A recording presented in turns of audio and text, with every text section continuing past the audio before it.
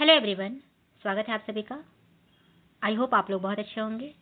तो फ्रेंड्स, इस वीडियो में हम बीपीएससी टीआरई 4.0 के कॉमन पेपर सामान्य अध्ययन जीएस पेपर जो 40 मार्क्स के होते हैं 6 to 12 के लिए, चाहे वो आपके 6 to 8 हो, 9, 10 हो, 11, 12 हो, 1 to 5 के लिए भी ये सेशन आपको जो है हेल्पफुल हो सकता है। आप जरूर देखिएगा।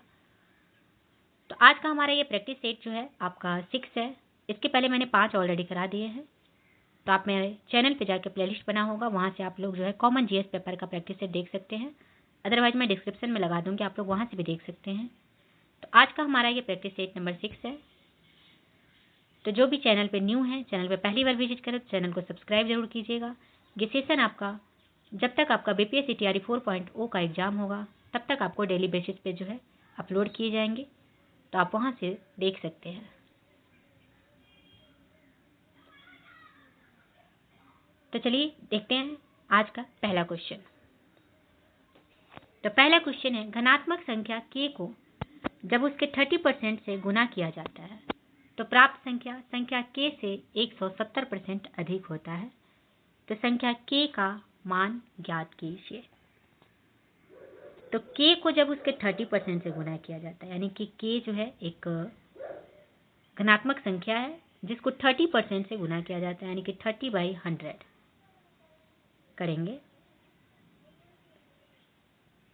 धनात्मक संख्या k को जब उसके 30% से गुना किया जाता है तो k into 30/100 into k equal to, तो प्राप्त संख्या k से 170% अधिक होता है। तो k इंटू 170% अधिक है, तो 100 प्लस 170 करेंगे बाई 100, तो 3k/10 हो जाएगा। और इधर आपका आ जाएगा, इसको कट कुट करेंगे तो 27/10 आ जाएगा। तो k इक्वल टू सॉल्व करेंगे तो 9 आंसर आ जाएगा, यानी कि आपका 9 आंसर है, जो कि आपके किसी भी ऑप्शन में 9 नहीं दिया है, इससे ई ऑप्शन करेक्ट हो जाएगा। नेक्स्ट क्वेश्चन है कि धारा की चाल 3 किलोमीटर पर आवर है और शांत जल में एक आदमी के तैरने की चाल 5 किलोमीटर पर आवर है। तो धारा प्रवाह की दिशा में 26 किलोमीटर तैरने के लिए आदमी द्वारा कितना समय लिया जाएगा। तो प्रश्न में आपके जो है धारा प्रवाह की दिशा में आदमी की चाल दिया हुआ है 3 किलोमीटर पर आवर और शांत जल में एक आदमी के तैरने की चाल 5 किलोमीटर पर आवर है। तो दोनों को ऐड करेंगे तो 8 किलोमीटर आ जाएगा। 5 + 3 जो है करेंगे तो 5 + 3, तो 8 किलोमीटर पर आवर जो है इसका आ जाएगा। फिर जो है आपका बोल रहा है कि 26 किलोमीटर की दूरी को धारा प्रवाह की दिशा में तय करने में लगा समय इसमें निकालेंगे। तो 26 बाई टोटल 8 करेंगे तो इसको कटेंगे तो 2 13 और 2 4, 13/4, यानी कि 13/4 जो कि आपके हो जाएगा 4 3 जा और 1/2, यानी कि 3/1/2, सॉरी 3/1/4 जो कि आपके बी नंबर में दिए हुए हैं, इसलिए बी आपका करेक्ट आंसर हो जाएगा। नेक्स्ट है कि एक जार में 24 कंचे हैं जिसमें कुछ हरे और कुछ शेष नीले हैं। यदि इस जार में से यादृच्छिकता एक कंचा निकाला जाता है तो कंचे के हरा होने की प्रायिकता 2/3 है। तो जार में नीले कंचे की संख्या ज्ञात करनी है।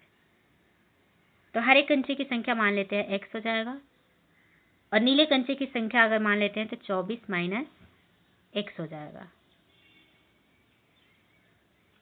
फिर आपका जो है यहाँ पे बोला जा रहा है कि एक कंचा निकाला जाता है तो कंचे के हरा होने की प्रायिकता जो है 2/3 यहाँ पे दिया हुआ है। तो P जो है P जो है हरे कंच है, तो इसका x/24 इक्वल टू 2/3। इसको सॉल्व करेंगे तो नीला कंचा का जो है हरे कंचे की संख्या 16 आ जाएगी, तो 24 - 16 करेंगे तो 8 जो है नीले कंचे की संख्या आ जाएगी। सी ऑप्शन करेक्ट हो जाएगा। नेक्स्ट है कि प्रथम 10 सम प्राकृतिक संख्याओं का माध्य निकालना है। तो माध्य का जो है फॉर्मूला होता है n+1, इसे ध्यान में रखेंगे। तो प्रथम 10 सम प्राकृतिक संख्याओं का निकालना है, तो 10 + 1, n जो है 10 हो जाएगा, 10 + 1 यानी कि 11 आपका यहाँ पे करेक्ट आंसर हो जाएगा।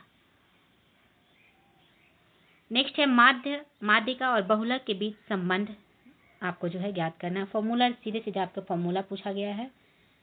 तो माध्यिका और बहुलक के बीच संबंध होता है माध्य माइनस बहुलक इक्वल टू 3। तो x minus Z 3xy B option correct हो जाएंगे आपका। नेक्स्ट है एक समानांतर श्रेणी 3/4, 5/4, 7/9 और 9/4 डैश का सार्व अंतर है।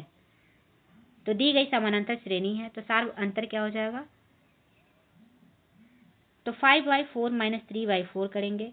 अगर 2 का जो है इसमें अंतर निकालेंगे 2 का तो 5 माइनस 4 माइनस 3/4, चाहे आप वो 9/4 और 7/4 का भी निकाल सकते थे, कोई ये किसी का भी आप 2 का जो है निकाल सकते हैं। तो इसको जो है आप लोग सॉल्व करिएगा तो 1/2 इसका आंसर आ जाएगा। तो 1/2 जो है करेक्ट आंसर हो जाएगा। नेक्स्ट है अप्रैल 2024 में एसोचैम के अध्यक्ष का पदभार किसने ग्रहण किया है? तो अप्रैल 2024 में एसोचैम के अध्यक्ष संजय नायर ने पदभार ग्रहण किया है। बी ऑप्शन करेक्ट हो जाएगा। गिरीश चंद्र चतुर्वेदी की बात करें तो यह हमारे नेशनल स्टॉक एक्सचेंज के वर्तमान अध्यक्ष हैं, गिरीश चंद्र चतुर्वेदी। फिक्की के अध्यक्ष जो है वर्तमान अध्यक्ष अनित शाह है, इसे भी आप लोग ध्यान में रखेंगे। नेक्स्ट मार्च 2024 में पहला भारत स्टीम बॉयलर एक्सपो 2024 कहाँ शुरू किया गया है? करेक्ट आंसर हो जाएगा बी, गुवाहाटी में। मार्च 2024 में पहला भारत स्टीम बॉयलर एक्सपो 2024 जो है गुवाहाटी में शुरू किया गया है। हाल ही में इलेक्ट्रॉनिक्स और आईटी मंत्रालय द्वारा गुवाहाटी में पहले डिजिटल इंडिया फ्यूचर स्किल्स शिखर सम्मेलन की मेजबानी किया गया है। नेक्स्ट है कि कौन सा देश गर्भपात को संवैधानिक अधिकार का दर्जा देने वाला विश्व का पहला देश बन गया है? आंसर होगा ए, फ्रांस। हाल ही में फ्रांस गर्भपात को संवैधानिक अधिकार का दर्जा देने वाला विश्व का पहला देश बन गया है। फ्रांस के राष्ट्रपति इमैनुअल मैक्रोन जो है के द्वारा अंतर्राष्ट्रीय महिला दिवस के अवसर जो कि 8 मार्च को मनाया जाता है पर देश की महिलाओं को बड़ा तोहफा स्वरूप गर्भपात को संवैधानिक अधिकार का दर्जा दे दिया गया। हाल ही में जो है आपके फ्रांस के नए प्रधानमंत्री कौन बने हैं? तो ग्रेवियल अटाल फ्रांस के नए प्रधानमंत्री बने हैं। नेक्स्ट क्वेश्चन है कि किस राज्य सरकार ने युवा उद्यमियों को सशक्त बनाने के लिए युवा उद्यमी विकास अभियान शुरू किया है? करेक्ट आंसर हो जाएगा उत्तर प्रदेश। इस योजना के माध्यम से राज्य के शिक्षित युवाओं को स्वरोजगार से जुड़ने के लिए ब्याज मुक्त लोन मिलेगा। नेक्स्ट है कि नौसेना अभ्यास कटलेस एक्सप्रेस 2024 का आयोजन किस देश में किया गया है? आंसर होगा सेशल्स में। नौसेना अभ्यास कैटलेस एक्सप्रेस 2024 का आयोजन सेशल्स देश में किया गया है। इस सैन्य अभ्यास में भारतीय नौसेना प्रतिनिधित्व आईएनएस तीर द्वारा किया गया है। अभ्यास जो है कैटलेस एक्सप्रेस एक बहुराष्ट्रीय समुद्री अभ्यास है जो अमेरिका और अफ्रीका कमांड द्वारा प्रायोजित किया जाता है, इसे आप लोग ध्यान में रखेंगे। नेक्स्ट है कि भारत में आयोजित 71वां मिस वर्ल्ड 2024 का खिताब जीतने वाली क्रिस्टीना पिस्चोकोवा किस देश की है? करेक्ट हो जाएगा चेक गणराज्य की। 17 से 21 फरवरी 2024 तक अंतर्राष्ट्रीय कठपुतली महोत्सव के 11वें संस्करण का आयोजन कहाँ किया गया है? करेक्ट आंसर हो जाएगा चंडीगढ़ में। हाल ही में किस नोबेल पुरस्कार भारतीय विजेता के द्वारा सपनों की रोशनी नामक पुस्तक का विमोचन किया गया है? आंसर होगा कैलाश सत्यार्थी। नोबेल पुरस्कार भारतीय विजेता कैलाश सत्यार्थी के द्वारा सपनों की रोशनी नामक पुस्तक का विमोचन किया गया है। सपनों की रोशनी नामक पुस्तक जो है ये कैलाश सत्यार्थी द्वारा 17 वर्ष की उम्र में लिखी गई डायरी पर आधारित है। कैलाश सत्यार्थी को 2014 में शांति का नोबेल पुरस्कार से सम्मानित किया गया था। कैलाश सत्यार्थी जो है बचपन में बचाव आंदोलन संगठन से जुड़े थे, ये भी आप लोग ध्यान में रखेंगे। नेक्स्ट है कि 1927 में कांग्रेस ने साइमन कमीशन के बॉयकॉट को लेकर किसके सभापतित्व के अंतर्गत निर्णय लिया था? करेक्ट हो जाएगा एम ए अंसारी। 1927 कांग्रेस ने साइमन कमीशन के बॉयकॉट को लेकर एम ए अंसारी सभापतित्व के अंतर्गत निर्णय लिया था। 27 दिसंबर 1927 को मद्रास में हुए कांग्रेस के अधिवेशन में साइमन कमीशन का पूर्ण बहिष्कार का निर्णय लिया गया, जिसकी अध्यक्षता एम ए अंसारी ने किया था। नेक्स्ट है कि 1918 के मॉन्टेग्यू चेम्सफोर्ड सुधार प्रस्तावों को किसके द्वारा अपर्याप्त, असंतोषजनक एवं निराशाजनक माना गया था? करेक्ट हो जाएगा बाल गंगाधर तिलक।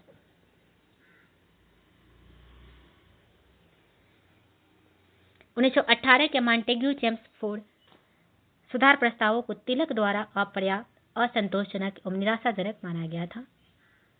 कांग्रेस ने अगस्त 1918 में हसन इमाम की अध्यक्षता में बॉम्बे में एक विशेष सत्र में बैठक की और सुधारों का निराशाजनक एवं असंतोषजनक घोषित किया तथा इसके स्थान पर प्रभावी एवं असंतोषजनक घोषित किया तथा इसके स्थान पर प्रभावी स्वशासन की मांग की थी।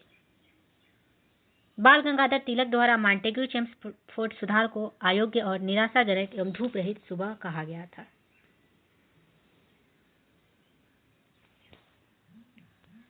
नेक्स्ट क्वेश्चन है कि धन के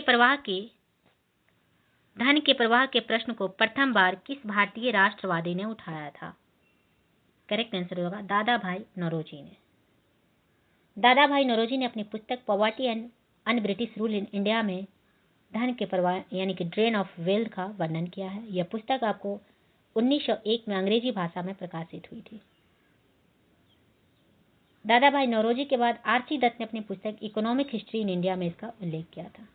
दादा भाई नौरोजी को भारत के सबसे वायोवृद्ध पुरुष के नाम से भी जाना जाता है, इसे भी आप लोग याद रखेंगे, डायरेक्ट आपके क्वेश्चन पूछे जाते हैं।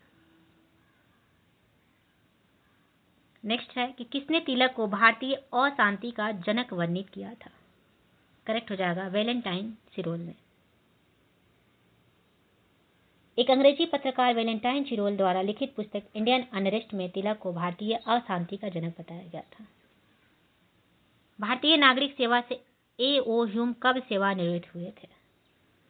करेक्ट आंसर 1882 ईस्वी में।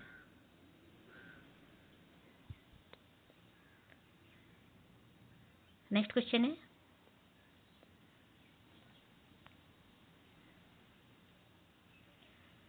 1857 की क्रांति कंपनी के शासन के विरुद्ध हिंदू मुस्लिम षड्यंत्र था, यह किसने लिखा था? करेक्ट आंसर हो जाएगा जेम्स आउटरम ने। 1857 की क्रांति कंपनी के शासन के विरुद्ध हिंदू मुस्लिम षड्यंत्र था, यह जेम्स आउटरम ने लिखा था। 1857 का विद्रोह भारतीय विद्रोह और स्वतंत्रता का पहला युद्ध था। यह कथन आपको विनायक दामोदर सावरकर द्वारा दिया गया था, यह भी आप लोग ध्यान में रखेंगे। अखिल भारतीय ग्रामीण उद्योग संघ को किसकी पहल पर स्थापित किया गया? करेक्ट हो जाएगा महात्मा गांधी के। अखिल भारतीय ग्रामीण उद्योग संघ के महात्मा गांधी के पहल पर स्थापित किया गया। गांधी जी ने अखिल भारतीय ग्राम उद्योग संघ की स्थापना वर्ष 1934 को महिला आश्रम वर्धा में की थी। 1947 में भारत में कितने विश्वविद्यालय थे? करेक्ट आंसर हो जाएगा 20। 1947 में भारत में टोटल 20 विश्वविद्यालय थे।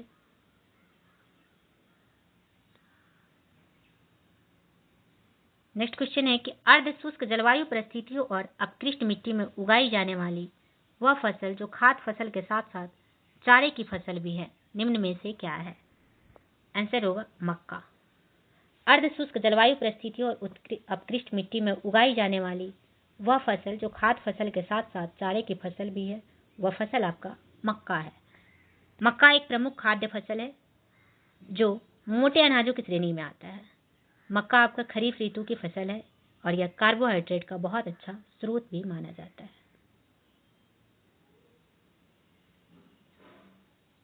नेक्स्ट है कि भारत 1972 में अपना परिचालन आरंभ करने वाले बोकारो स्टील प्लांट की स्थापना किस देश की सहायता से की गई थी? आंसर होगा यूएसएसआर। 1972 में अपना परिचालन आरंभ करने वाले बोकारो स्टील प्लांट की स्थापना यूएसएसआर की सहायता से की गई थी। बोकारो स्टील प्लांट का प्रथम चरण की शुरुआत 2 अक्टूबर 1972 ईस्वी में प्रारंभ हुआ था। और बोकारो को जो है स्टील सिटी के नाम से भी जाना जाता है, और यह झारखंड के बोकारो में स्थित है। इसकी स्थापना आपको 1964 में हुई थी, ये भी आप लोग ध्यान में रखेंगे। नेक्स्ट है कि भारत और पाकिस्तान के बीच 1960 में हुई सिंधु जल संधि पर किस शहर में हस्ताक्षर किए गए? आंसर होगा कराची में। भारत और पाकिस्तान के बीच 1960 में हुई सिंधु जल संधि पर कराची शहर में हस्ताक्षर किया गया है। इस संधि पर भारत के तत्कालीन प्रधानमंत्री जवाहरलाल नेहरू और पाकिस्तान के तत्कालीन राष्ट्रपति अयूब खान ने हस्ताक्षर किए थे। 12 जनवरी 1961 से संधि की शर्तें लागू कर दी गई थी, जिसमें संधि के तहत आपको जो है 6 नदियों के पानी का बंटवारा तय हुआ जो भारत से पाकिस्तान जाती है। 3 पूर्वी नदियां थी, रावी नदी, ब्यास नदी और सतलज के पानी पर भारत का पूरा अधिकार दिया गया, और 3 पश्चिमी नदियां थी जिसमें झेलम, चिनाब और सिंधु के पानी के बहाव को प्रयोग करने का अधिकार पाकिस्तान को देना तय हुआ, लेकिन बिजली, कृषि आदि कार्यों में इन नदियों के पानी का सीमित प्रयोग भारत कर सकता है।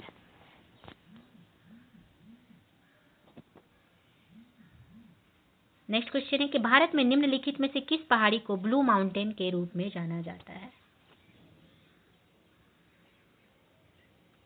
करेक्ट आंसर हो जाएगा नीलगिरी की पहाड़ी। भारत में नीलगिरी की पहाड़ियों को ब्लू माउंटेन के रूप में जाना जाता है। नीलगिरी भारत के पश्चिमी घाट की एक पर्वतमाला है, और यह भारत के तमिलनाडु राज्य का एक पर्यटक स्थल है, ये भी आप लोग याद रखेंगे। नीलगिरी पहाड़ी की सर्वोच्च चोटी भी याद रखेंगे। क्या नीलगिरी पहाड़ी की सर्वोच्च चोटी कौन है? तो डोडा बेटा।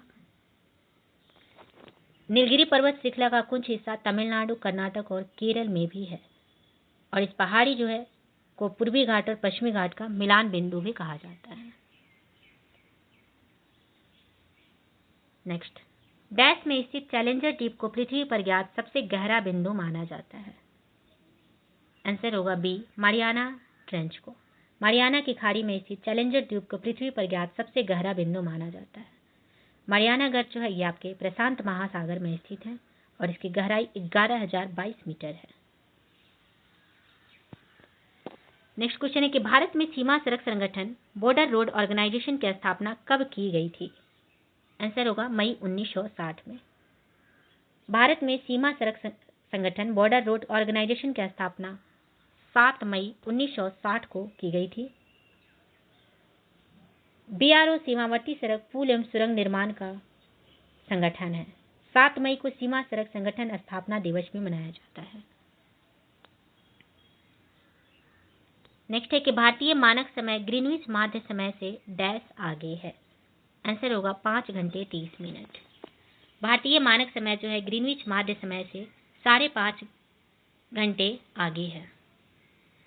180 डिग्री देशांतर को अंतर्राष्ट्रीय तिथि रेखा कहा गया है, जिससे पूर्व की ओर बढ़ने पर अवधि बढ़ती है और पश्चिम जाने पर समय जो है घटती है। 2 देशांतर के बीच 4 मिनट का अंतर होता है, इसे भी आप लोग ध्यान में रखेंगे। और भारत का मानक समय पूर्वी देशांतर के 82.5 डिग्री पर है।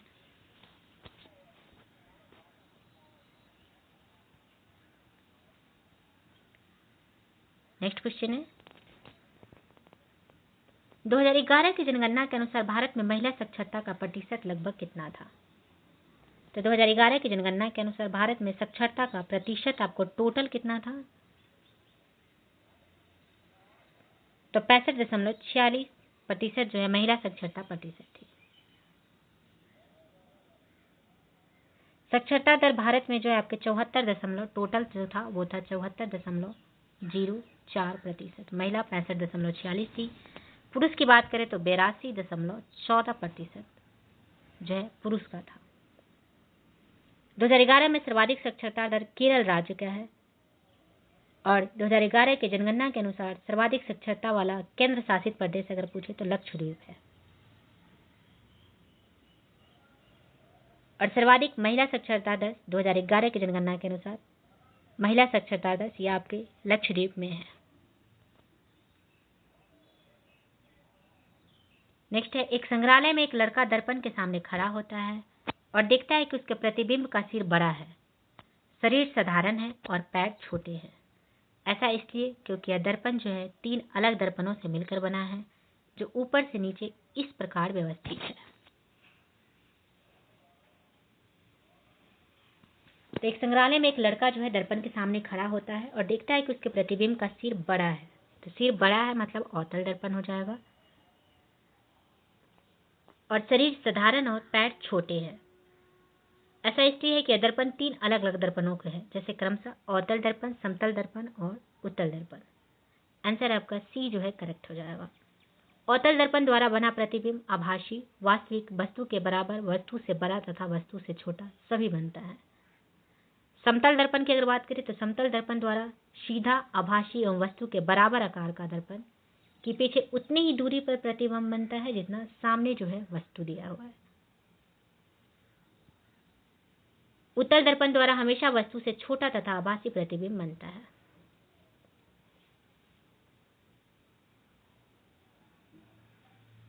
नेक्स्ट क्वेश्चन है कि 40 परमाणु भार वाले किसी तत्व का इलेक्ट्रॉनिक विन्यास 2882 है, तो इस तत्व के लिए निम्न में से कौन सा वाक्य उपयुक्त नहीं है दिया गया है। तो 2822 यह जो है आपके 2820 जो है टोटल है, तो कैल्शियम का जो है 20 होता है। तो 40 परमाणु भार वाले किसी तत्व का इलेक्ट्रॉनिक विन्यास इतना दिया हुआ है, तो इनमें ऑक्साइड का सूत्र CO2 ये आपका गलत दिया हुआ, क्योंकि इस पे 20 न्यूट्रॉन होते हैं या आवर्त सरणी के समूह से संबंधित होते हैं, दोनों सही दिया है। और ये द्वितीय वर्ग का तत्व भी है, इसमें ऑक्साइड का सूत्र COO होता है, तो नहीं पूछा गया है, गलत पूछा गया है, तो सी ऑप्शन करेक्ट हो जाएगा। नेक्स्ट है कि सेरिब्रम मस्तिष्क के किस भाग में पाए जाते हैं। तो सेरिब्रम जो है यह मस्तिष्क के अग्र मस्तिष्क यानी कि फोर ब्रेन भाग में पाए जाते हैं। मनुष्य का केंद्रीय तंत्रिका तंत्र 2 भागों से मिलकर बना होता है, मस्तिष्क और मेरुरज्जु। मनुष्य का मस्तिष्क अस्थियों के खोल क्रेनियम में बंद रहता है। सेरिब्रम जो है मस्तिष्क का सबसे विकसित भाग होता है। सेरिब्रम के ज्ञानेंद्रियों से प्राप्त प्रेरणाओं को इसमें विश्लेषण एवं सामान्य होता है।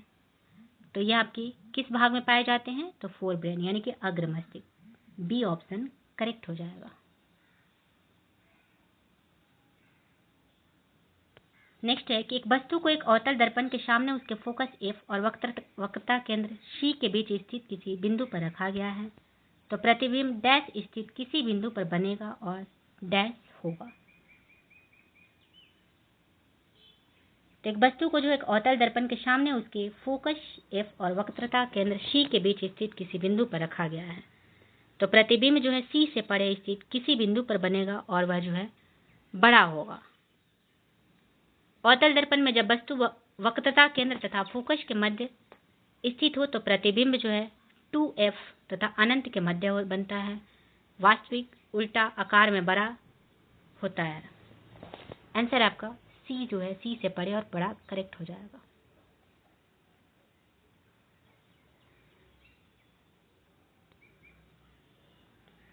नेक्स्ट है कि ZNO plus C Zn plus CO दी गई अभिक्रिया में कौन सा कथन गलत दिया हुआ है। तो ZNO प्लस C का जो है यहाँ पे ऑक्सीडेशन हो रहा है और Zn का जो है यहाँ पे रिडक्शन हो रहा है, यानी कि O इसमें से हट रहे हैं और CO इसमें जुट रहे हैं, तो ऑक्सीडेशन हो रहा है। तो ZNO ऑक्सी कारक के रूप में कार्य करता है, C जो है अपचायक के रूप में कार्य करता है। ZNO का Zn में ऑक्सीकरण होता है, ये गलत है। ZNO का Zn में जो है आपके रिडक्शन होता है, ना कि ऑक्सीकरण। यहाँ पे ऑक्सीडेशन हो रहा है, तो ये आपका गलत दिया हुआ है। तो यहाँ पे पूछा गया कौन सा कथन गलत है, तो सी कथन सी ही जो है आपका गलत दिया हुआ है, तो सी आपका करेक्ट हो जाएगा। सी का CO में ऑक्सीकरण हो रहा है, ZNO का Zn में रिडक्शन हो रहा है।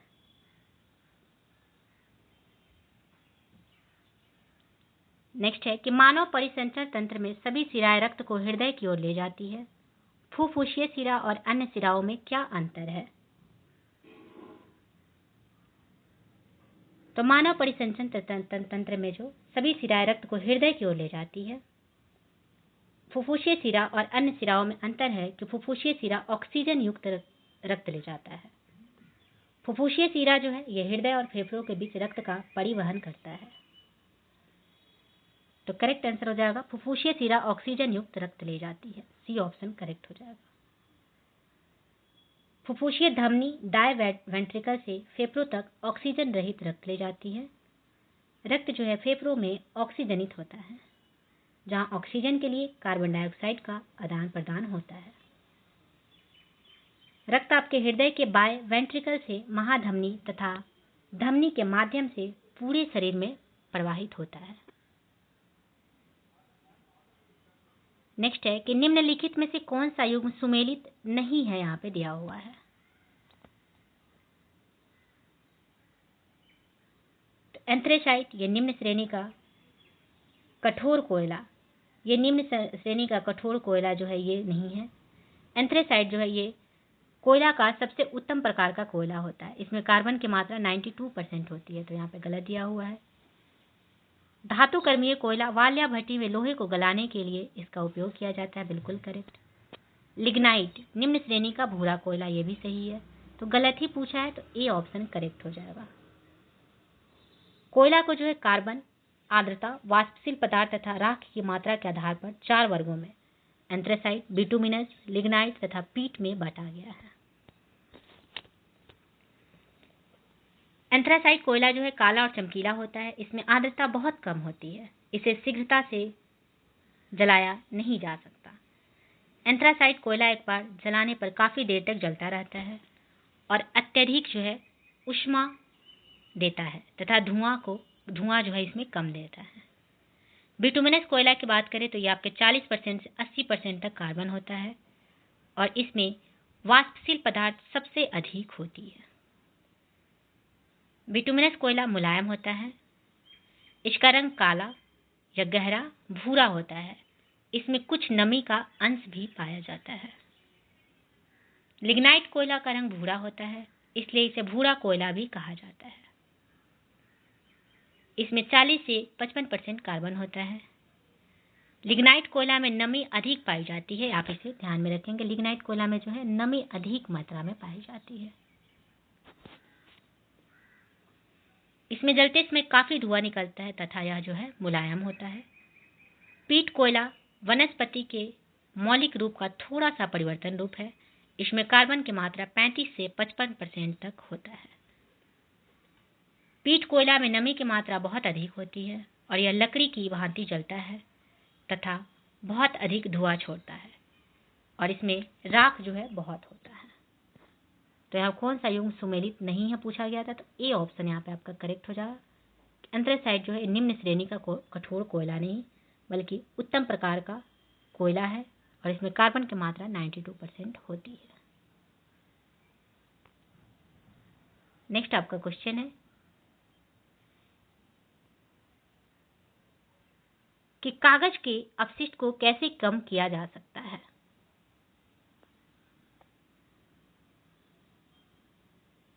तो उसे नष्ट करके बाय डिस्कार्डिंग, पुनर्चक्रण करके बाय रिसाइकलिंग, पुनः उपयोग करके बाय रीयूजिंग, उसे जलाकर बाय बर्निंग।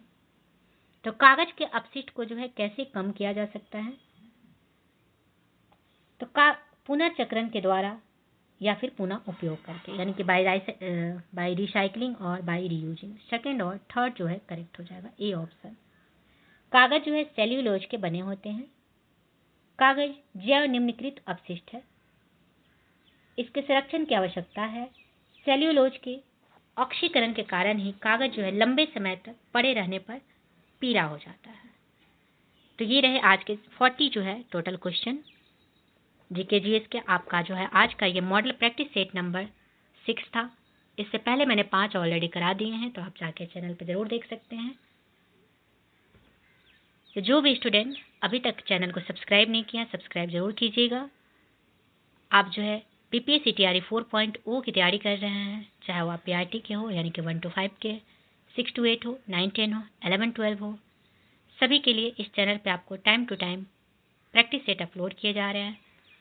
और 40 मार्क्स जो जीएस कॉमन पेपर होता है 6 to 8, 9 10 और 11 12 में, उनके लिए जो है आपको डेली बेसिस पे 40 नंबर का प्रैक्टिस सेट अपलोड किए जा रहे हैं। तो जो भी TRE 4.0 के स्टूडेंट हैं ज़रूर चैनल से जुड़ जाइएगा, बेल नोटिफिकेशन ऑन कर लीजिएगा ताकि आपको जो है समय पे आपको प्रैक्टिस सेट आपके पास पहुंच सके। तो चलिए आज का वीडियो यहीं पे समाप्त करते हैं, मिलते हैं नेक्स्ट वीडियो में। Thank you very much.